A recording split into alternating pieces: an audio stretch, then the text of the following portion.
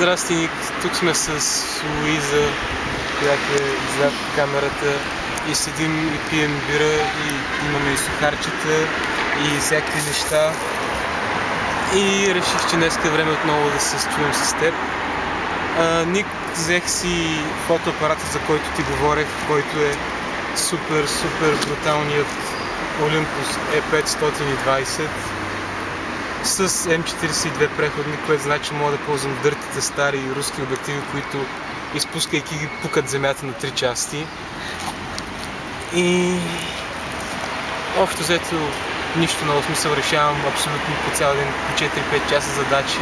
Сутринта се прекарвам в Лидо, вечерта пред компютъри пред задачите и повтарям цикъла до близките 9 дни, ще ги повтарям по този начин този цикъл. Успях да науча брат си да играе бридж, при което той първоначално беше нещо сорта на тъпа игра, не ми се играе това, при което го оставих да играе там 2-3 игри, се зареби някакъв супер много, в смисъл.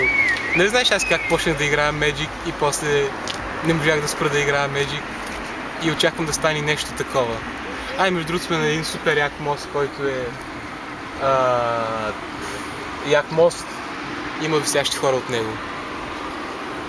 В смисъл, изглеждат като висящи хора и е притеснително, тъй като първи път, като го видях, това се стреснах супер много. Имаше и висяща кукла тук, която беше обзето колкото един човек голяма и висеше, изглеждаше отдушена и беше много страшна. Имаше хора, които когато я бутнахме, се стреснаха и пискаха и такива неща, но това беше преди много време, когато само нямахме какво да правим все още. Ник, за какво друго мога да ти поговоря? Ще ти говоря за икономически неща и как може да се застрои България и други идеи, които също видях на TED.com за трола специално. Но мисля, че просто да ти поговоря за...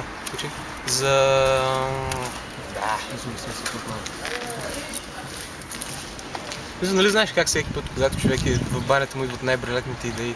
Днеска ми дойде идеята, че голяма част от тези стари рокери и метали от 80-те са малко като историците ни, които са хора, които знаят много за миналото и знаят общо взето в голям детайл и боготворят миналото, но също така живеят в настоящето и се пробват твърдо да го отрекат, което не мисля, че е добра идея като цяло.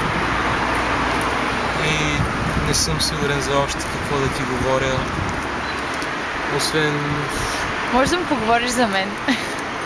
Да, снимам с моята добра приятелка Луиза, с която решихме, че е супер яко да пиеш бира на нещо, което резонира прекрасно. В смисъл, всяка стъпка бива усетена от сорта на... И... Какво да ти говоря за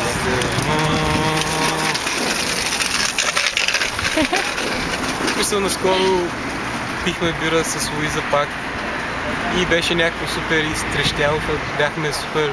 Не бяхме толкова много хора, защото бяхме средно количество хора, тъй като 4 души са група и бяхме 6, значи сме малко повече над група for the crowd и при което някакви бяхме нещо сорта на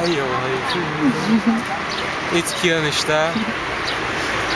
И после, често казвам, после ми се губи какво правя. В смисъл, можеш лесно да предположиш, че първо съм решал задачи, което най-вероятно ще е и вярно, но ми се губи другата част от деня. И не съм сигурен точно какво друго да кажа. Затова предполагам, че ще ти кажа, Ник, ще се видим по-късно.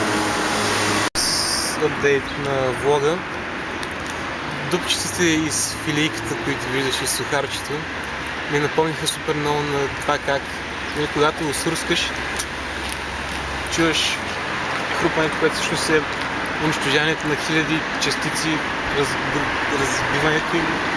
И това ми напомня супер много на това как имаме безкрайно много звезди и как, ако сравниш нашето слънце с едно от по-големите слънца в Вселената на един екран, нашето слънце, ако няма да може да вземе един пиксел, за да може да го сравниш с другото. В смисъл, излиза нещо от сорта на 1920 по 1080, умножаваш и разбираш колко пъти е по-малко Слънцето ни от едно от средните слънца в Вселената.